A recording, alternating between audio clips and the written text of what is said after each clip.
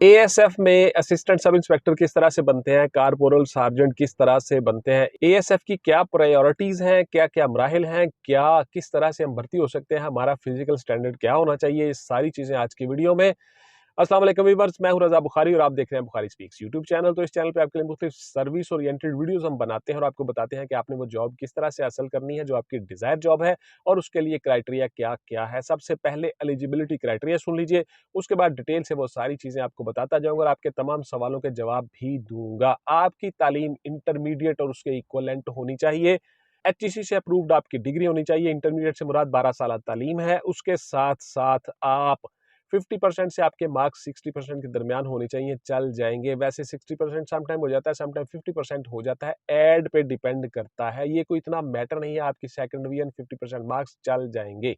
5 feet 6 inch कद होगा जी लड़कों का, 5 फीट 2 इंच कद होगा गर्ल्स का, लड़कियों का। उसके साथ साथ आपकी चेस्ट जो है लड़कों की 33-34 इंच होगी, लड़कियां इससे मुस्तस्ना है। आपकी नजर 6x6 होगी, विद और विदाउट ग्लासेस, दोनों तरह से चल जाएगी, आप एलिजिबल हो जाते हो। ग्रेड आपका 11 होता है। पुशअप सिटअप और चिनअप्स आप लगाते हो 22-22 2 मिनट में। आपकी दौड़ होती है 7.5 मिनट यानी 7.8 मिनट में आपकी दौड़ होती है 1.6 किलोमीटर या 1 माइल आप दौड़ लगाते हो। गर्ल्स के लिए 10 मिनट टाइम होता है, लड़कों के लिए अप्रोक्सीमेटली 8 मिनट टाइम हो जाता है, 7.5 से 8 मिनट के दरमियान।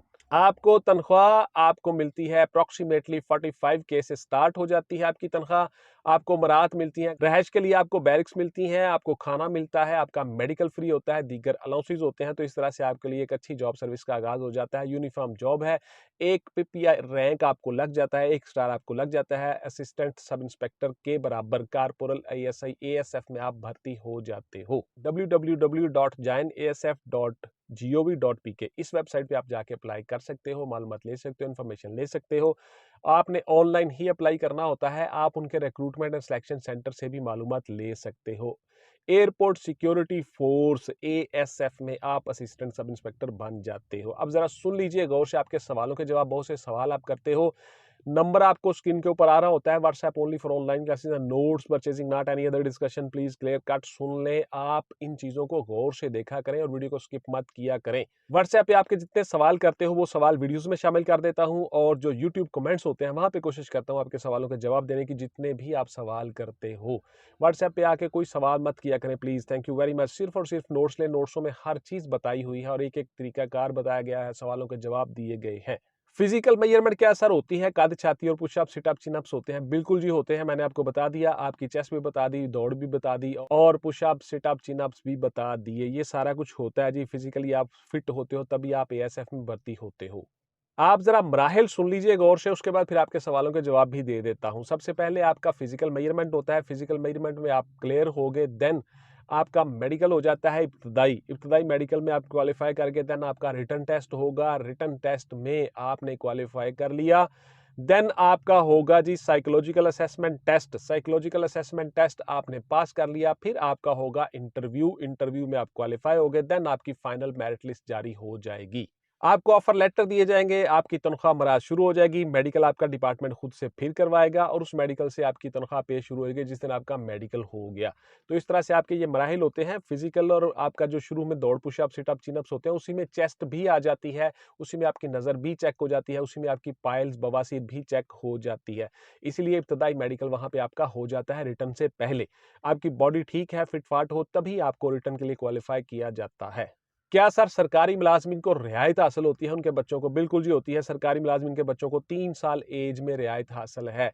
एज आपकी 18 से लेकर 30 साल है, गौर से सुन लीजिए 30, और उसमें एज रियायत हासिल है, अकलियतों को हासिल है। मुसल्लह अफवाज के बच्चों को एज में रियायत हासिल है, आपको सरकारी मुलाजमीन को रियायत हासिल है, बेवा यतीम के बच्चों को रियायत हासिल है। उसके साथ साथ जो शेड्यूल्ड कास्ट हैं उन सब को भी एज में रियायत हासिल है। तो 18 से 30 के बाद जितनी आपकी बनती हैं सारी की सारी रियायत आपको शामिल है। उसमें रूल्स के मुताबिक एएसएफ से आप इंफॉर्मेशन ले सकते हो।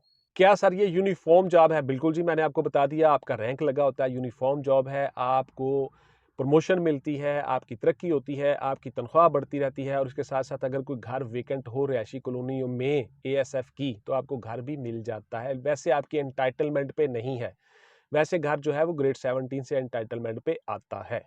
क्या सर लड़कियां भी अप्लाई कर सकती हैं? यस जी, मैंने आपको कहा गर्ल्स कैन आल्सो अप्लाई। आप भी एलिजिबल हो। 5 फीट 2 इंच आपका कद होना चाहिए। आप दौड़ लगाओगे 10 मिनट में और वही सारे रिटन टेस्ट और इंटरव्यू और वाइवा और साइकोलॉजिकल असेसमेंट टेस्ट, तमाम टेस्ट आपके होंगे। तो गर्ल्स भी इसमें एलिजिबल हैं जी, बिल्कुल हैं।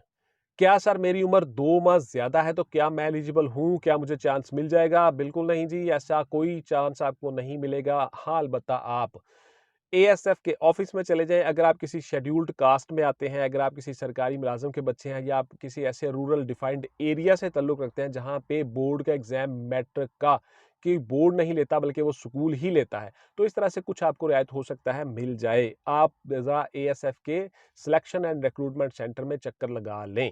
तो इस तरह से आपकी एलिजिबिलिटी हो सकती है, लेकिन ऐड के मुताबिक आप एलिजिबल नहीं हो जिनकी एज ज़्यादा है।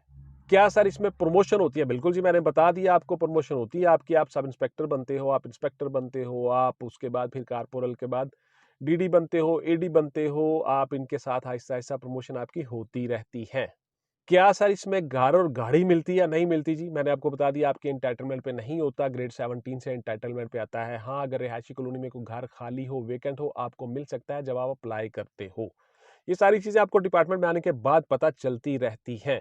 क्या सर हम उसके साथ-साथ कोई सिविलियन जॉब साथ कर सकते हैं, कंप्यूटर पे काम कर सकते हैं, आईटी का काम कर सकते हैं? बिल्कुल नहीं कर सकते जी, आप सरकारी मुलाज़िम होते हो, आप ये काम नहीं कर सकते।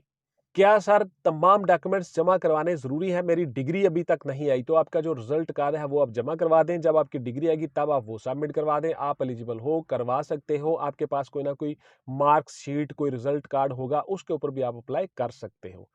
तो ये थी जी मेरी आज की वीडियो कि आप एएसएफ में एएसआई या कारपोरल किस तरह से बन सकते हो। इंशाल्लाह मिलेंगे अगली वीडियो में जी। टिल देन टेक केयर, अल्लाह हाफ़िज़ एंड गुड बाय। पाकिस्तान ज़िंदाबाद।